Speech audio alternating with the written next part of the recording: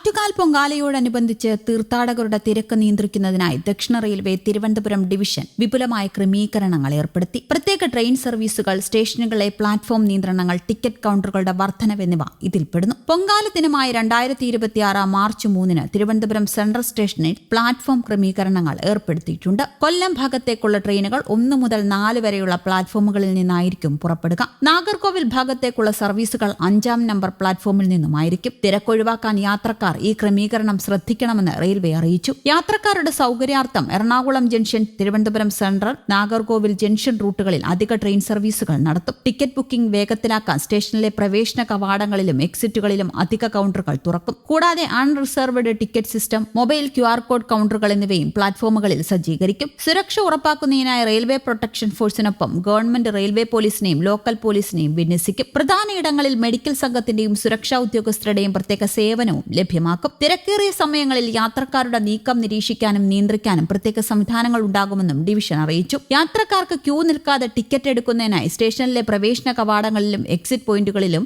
അധിക കൌണ്ടറുകൾ തുറക്കും. പ്ലാറ്റ്ഫോമുകളിൽ UTS കൌണ്ടറുകളും UTS on mobile QR code സൗകര്യങ്ങളും ലഭ്യമാക്കിയിട്ടുണ്ട്. കൂടാതെ Ernakulam junction, Thiruvananthapuram central, Nagercoil junction റൂട്ടുകളിൽ ഭക്തരുടെ സൗകര്യാർത്ഥം പ്രധാനപ്പെട്ട ട്രെയിനുകൾക്ക് അധിക സ്റ്റോപ്പുകളും അനുവദിച്ചിട്ടുണ്ട്. അടിയന്തര സാഹചര്യങ്ങൾ നേരിടാൻ മെഡിക്കൽ, കൊമേഴ്സ്യൽ, സെക്യൂരിറ്റി ജീവനക്കാർ അടങ്ങുന്ന പ്രത്യേക സംഘത്തെയും പ്രധാന സ്ഥലങ്ങളിൽ വിന്യസിക്കും. യാത്രക്കാരുടെ സുരക്ഷയ്ക്കായി railway protection force, government railway police, പ്രാദേശിക പോലീസ് എന്നിവയുടെ സംയുക്ത നേതൃത്വത്തിൽ കർശനമായ സുരക്ഷാ സംവിധാനങ്ങൾ ഏർപ്പെടുത്തിയിട്ടുണ്ട്. തിരക്ക് നിയന്ത്രിക്കാനും പ്ലാറ്റ്ഫോമുകളിലെ അനിയന്ത്രിതമായ പ്രവേശനം തടയാനും പ്രത്യേക സംവിധാനങ്ങളും ഉണ്ടാകും. ഫെബ്രുവരി 23 ആരംഭിച്ച് മാർച്ച് 4 സമാപിക്കും ആറ്റുകാൽ പൊങ്കാല. ഇതിൽ പ്രധാന ചടങ്ങായ പൊങ്കാലയിടൽ 3 നടക്കും. പൊങ്കാലയോടനുബന്ധിച്ച് 700 KSRTC ബസ് അധിക സർവീസ് നടത്തും. ഇതോടൊപ്പം തീർത്ഥാടന ടൂറിസത്തിന്റെ ഭാഗമായി 250 ബസ്സുകളും സിറ്റി ഷട്ടിൽ സർവീസിനായി 25 ബസ്സുകളും സർവീസ് നടത്തും. സുരക്ഷാ മുൻകരുതലിന്റെ ഭാഗമായി 400 അഗ്നിരക്ഷാ ഉദ്യോഗസ്ഥരെയും വിന്യസിച്ചിട്ടുണ്ട്. അതിനിടെ പൊങ്കാലയോടനുബന്ധിച്ച് തിരുവനന്തപുരം കോർപ്പറേഷൻ പരിധിയിലെ മുഴുവൻ വാർഡുകളിലും വെങ്ങാനൂർ ഗ്രാമപഞ്ചായത്തിലെ വെള്ളാർ വാർഡിലും മദ്യനിരോധനം ഏർപ്പെടുത്തി. പൊങ്കാലയുടെ തലേദിവസം മാർച്ച് 2